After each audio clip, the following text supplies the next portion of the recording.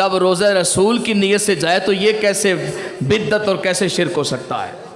तो इसलिए मालूम हुआ कि कब्र की ज़ियारत करना ये रसूलुल्लाह सल्लल्लाहु अलैहि वसल्लम के फरमान के मुताबिक बाइसे अजर है, बाइसे सवाब है। ये बात समझ आ गई। अब आप ज़रा गौर फरमाइएगा, जिस बात में आपको लेके आना चाहता हूँ कि सरकार मदीना सल्लल्लाहु अलैहि वसल्लम ने फरमाया वालिदैन की कब्र की ज़ियारत करने वाला बख्शा जाता है। अब ये नहीं फरमाया वो वालिदैन बहुत बड़े नमाजी परहेज़गार और मुत्तकी हों, सालिहीन में से हो, ना ना ना। अगर वो गुनाहगार हैं तो ये उनके अपने अमल हैं, तेरी जन्नत उनके कदमों में है। तू ज़ियारत कर, उनकी कब्र की ज़ियारत कर। तो अगर वालिदैन की कब्र की ज़ियारत करे तो वो बख्शा जाता है। तो अगर अल्लाह के मुकर्रब वली की कब्र की ज़ियारत करेगा तो कितना सवाब मिलेगा। हुजूर सैयद आलम नूर मुजस्सम सल्लल्लाहु अलैहि वसल्लम की कब्र की ज़ियारत करेगा तो कितना सवाब मिलेगा। ये बात मालूम हो गई इन कुरान की आयात से और इन अहादीस मुबारका से। ये बात मालूम हो गई कि कब्र की ज़ियारत करना, कब्र पर जाना, ये खुद कुरान और सुन्नत से साबित है, जायज़ है, मुस्तहसन है, मुस्तहब है। बल्कि हमारे उलमा ने इसे मुस्तहब करार दिया। मुस्तहब, मुस्तहब किसको कहते हैं कि जिसमें करने की जेहत राजे हो, यानी एक अमल है उसको करना मुस्तहब है, इसका मतलब है उसे करो, ये बेहतर है, उसका करना बेहतर है। तो नबी पाक सल्लल्लाहु अलैहि वसल्लम ने हमें तालीम दी कि तुम कब्रों की ज़ियारत करो कि ये तुम्हें दुनिया भुलाती हैं और आखिरत की फ़िक्र तुम्हारे अंदर पैदा करती हैं। इस पर अब मैं थोड़ा ये बात करना चाहूँगा कि कब्र पर जाने का तरीक़ाकार क्या है, कब्र पर हाज़िरी कैसे होनी चाहिए। हज़रत इमाम शाह वलीउल्लाह देलवी अलैहिर्रहमत ने अपनी कुतुब के अंदर इसको नकल फरमाया है कि हज़रत इमाम शाफ़ई रहमतुल्लाह ताला अलैह बहुत बड़े मुज्तहिद इमाम हैं और फ़िक़ा शाफ़ी के ये बानी भी हैं और इमाम भी हैं। इनकी तकलीद की जाती है, हज़ारों शाफ़ियों के इमाम है ये। वो फरमाते हैं कि जब मुझे कभी हाजत पेश आती, तवज्जो कीजिएगा, जब मुझे कभी हाजत पेश आती तो उस वक्त मैं क्या करता। फरमाते मैं इमाम आज़म इमाम अबू हनीफ़ा रहमतुल्लाह अलैह की मुबारक मज़ार मुक़द्दस पर चला जाता। पता चला कि इनके पास जाने से मुश्किलात आसान होती हैं।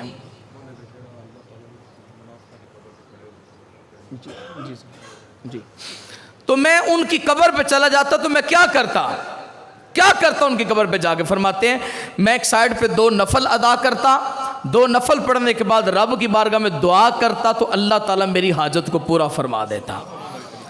तो ये अब यहाँ पर भी मैं बात बयान करूँ कि जब हम कब्र पर जाएं तो वहाँ नफल कैसे पढ़ें। याद रखिएगा कब्र सामने हो तो वहाँ नमाज पढ़ना जायज़ नहीं होती, मकरूह तहरीमी होती है। तो जब नमाज पढ़ी जाए तो कब्र से हट कर नमाज पढ़ी जाए, यानी सामने कब्र ना हो। तो इस सूरत में इस तरह नमाज पढ़ी जाए और बाद में फिर दुआ कर ली जाए। बाकायदा असहाबे काफ जहाँ पे मदफन है वहाँ के लोगों ने एक अकीदा दिया। उन्होंने कहा लनत्तखिज़न्ना अलैहिम मस्जिदा, उन्होंने कहा कि हम इनकी कब्रों के पास मस्जिद बनाएंगे। मुफस्सिरीन ने लिखा तुम क्यों मस्जिद बनाओगे, वो तो कब्रें हैं। उन्होंने कहा इसलिए बनाएंगे कि नमाज अल्लाह की पढ़ेंगे, कबूल इनकी बरकत से हो जाएगी।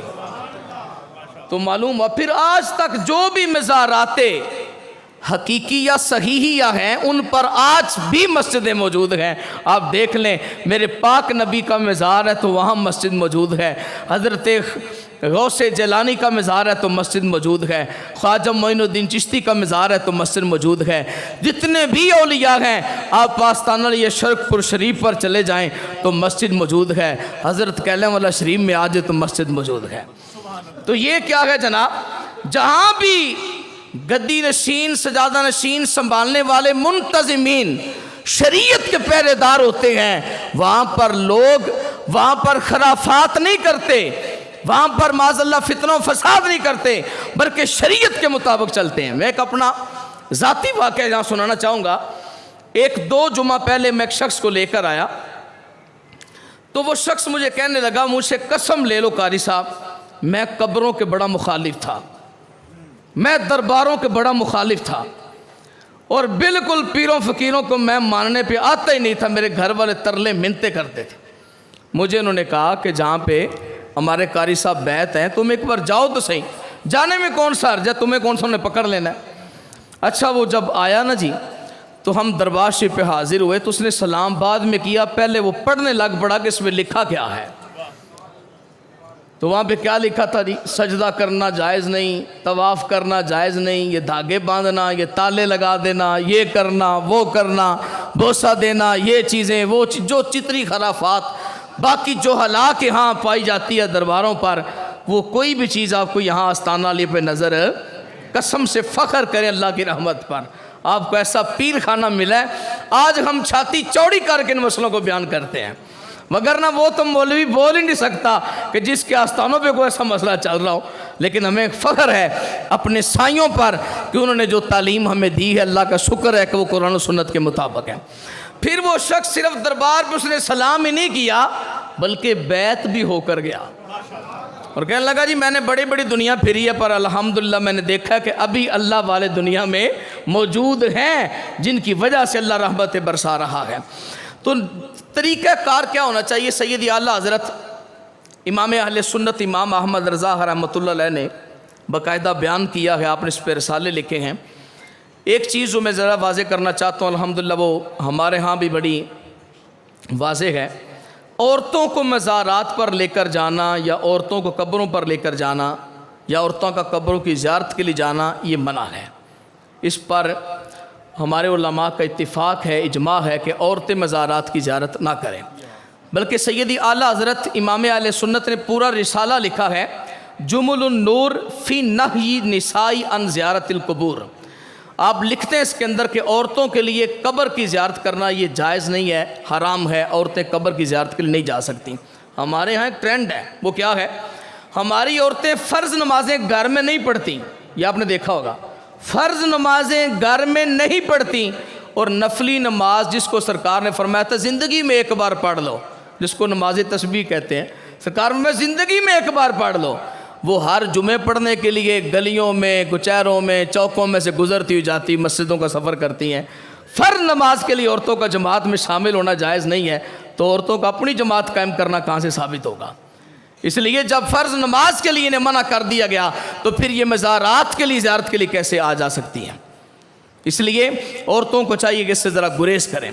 बाकी ज़ियारत का तरीक़ाकार ये है कि जब आप आएँ तो बावुज़ू होकर आएँ, बावुज़ू होकर आएँ, खुशबू लगाएं, बावुज़ू होकर आएँ। और जब दरबारशी पे हाजिर हों तो क्या अंदाज़ उसका होना चाहिए? हमें इस यहाँ पे उम्र गुजर गई है, अल्हम्दुलिल्लाह तालिब इल्मी दौर भी यहाँ पे गुजरा, और हमने किबला अब्बा जी हुजूर को रोज़ाना फजर के बाद आते जाते हम देखते थे दरबारशी पर। आप व्हील चेयर पर तशरीफ़ लाया करते थे, तो अंदाज़ क्या होता था आपके आने का? जब आप आते ना तो आप हाजी मुश्ताक साहब या जो आपके साथ खादिम होता उसको इशारा करते यहीं पर रोक दो।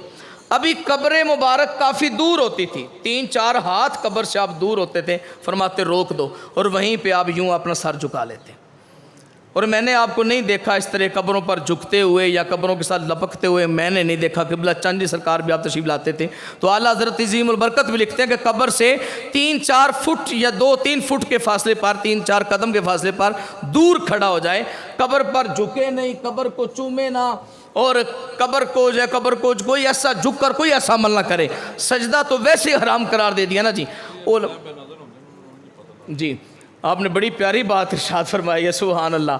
हम ये जो चुम चुमा कर ऊपर झुक झुक कर अदब कर रहे होते हैं ना, आप फरमाते हैं अहले नज़र को पता होता है कि इसके दिल में कितना अदब है। क्या बात है, सारे जुमले एक तरफ, सारी बातें एक तरफ, अहले नज़र को खबर होती है कि आने वाले के दिल में कितना अदब और कितना एहतराम है, इसलिए ज़्यादा वहाँ पे वजाहत ना करें आप। तो वहाँ पे आएँ और खड़े हो जाएं, हाथ बांध के खड़े हो जाएं। और आला हज़रत ने बड़ा प्यारा जुमला लिखा, फरमाया तुम जाओ तो कहो अस्सलामु अलैकुम या अहलल कुबूर, लेकिन जब अहले हुजूर के पास जाओ ना तो फिर क्या कहो? फरमाया अस्सलामु अलैका या सैयदी, अस्सलामु अलैका या सैयदी। तो जब दरबार में खड़े हो तो यूँ कहें अस्सलामु अलैका या सैयदी नूरुल हसन, अस्सलामु अलैका या सैयदी बाकिर अली, या सैयदी मुर्शिदी कह लें।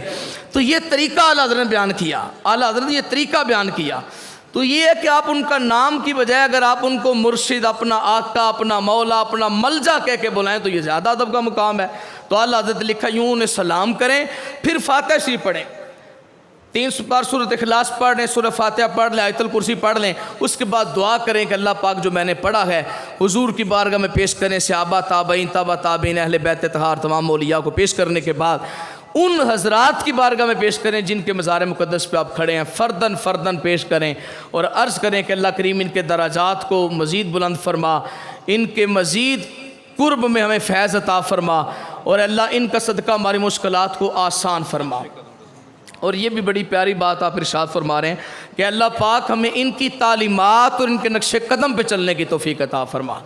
हम बड़े बड़े मज़ारात की ज़ियारत की अल्हम्दुलिल्लाह, लेकिन यकीन करें आप, ये कोई मुबालगा नहीं कर रहा, ये बात छुपी ढुकी लुकी नहीं है, आप जाके देख सकते हैं, सोशल मीडिया पे ये बात चल रही है और वो जहाँ तो कोई बंदा सुन रहा है वो आके देख सकता है। अल्हम्दुलिल्लाह आस्ताना अली हज़रत कहने वाला शरीफ पर जब लोग हाजिर होते हैं तो शरीयत के सांचे में ढल के हाजिर होते हैं।